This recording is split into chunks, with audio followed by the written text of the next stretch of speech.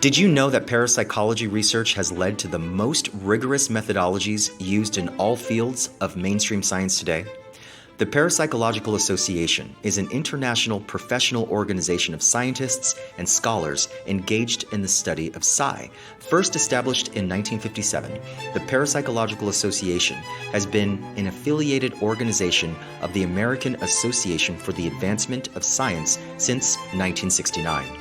While it may be surprising that a field often cloaked in stereotypes and dismissal would contribute so vastly to advances in science, that's exactly what it's done. While mainstream science is the first to acknowledge the contributions of German psychiatrist Hans Berger, who's responsible for the development of the electroencephalography, more commonly known as the EEG, many may be unaware that Berger's search for brainwaves came after a telepathic experience. Compelled to understand the experience further, he developed the instrument in search of telepathic brainwaves. While this is an intriguing example of how a psi experience has become useful, I'd like to discuss how high criticism of parapsychology has led to the most rigorous forms of research methodology in the sciences today, and has also advanced other fields of research. For example, parapsychologists introduced double-blind studies. Historians such as Ian Hacking and Ted Kapchuk have argued that, in fact, the origins of the double-blind methodology in psychology can be traced to psychical research. As early as 1884, the Nobel Prize-winning physicist Charles Richet was conducting card-guessing experiments. He used a screen to separate the subject who was attempting to guess the card's identity from the person who was looking at the card and trying to communicate its identity telepathically. Today, the parapsychologist Stephen Schwartz uses triple-blind studies in his research.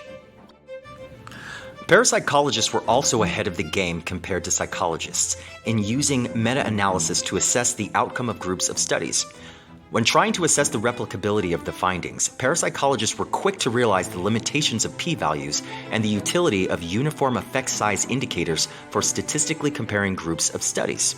J.B. Rhine, Gator Pratt, and their colleagues reviewed 60 years of ESP research, first published in 1940, and it was the first comprehensive meta-analysis in the history of science.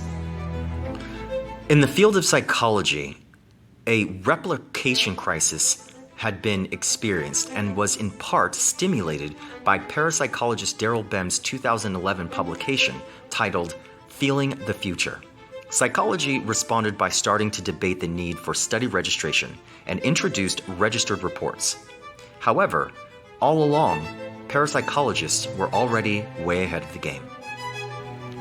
Jim Kennedy and Carolyn Watts published a paper for the wider psychological community, making recommendations for how to improve study registration practices in psychology based on their experiences with parapsychological study registration in order to remedy the replication crisis.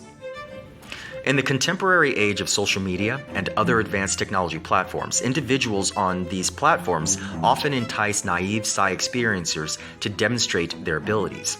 You might have come across challenges like, prove you're a psychic. While it's fair to request evidence of psi phenomena, it's equally important to scrutinize the credentials of content creators before engaging. They should exhibit scientific literacy, or at least familiarity with parapsychology research, in order to accurately assess someone's purported abilities. Questions like, are they capable of referencing credible research and applying proper methodologies, should be asked. In order to determine if a person possesses psi abilities, it's crucial to have a precise understanding of what psi entails and how to measure it accurately. This requires extensive reading of peer-reviewed articles and meta-analyses to grasp the methodologies involved. A critical thinker with scientific literacy doesn't rely solely on a single performance to validate or refute the existence of a phenomena. Instead, they delve into the research and avoid uncontrolled settings for assessment.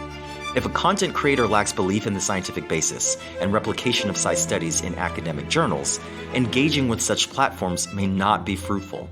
One must maintain a fair and unbiased attitude as it pertains to the scientific process and the resulting data, and use that data as a criterion in making any assessments as to whether an individual possesses psi abilities.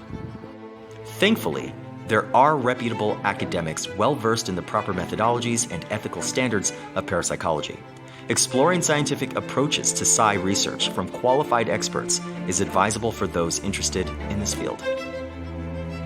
If you have an interest in participating in parapsychological research with qualified experts, visit scienceinside.net. There, you'll find a host of resources that list organizations that offer opportunities for you to engage in the field.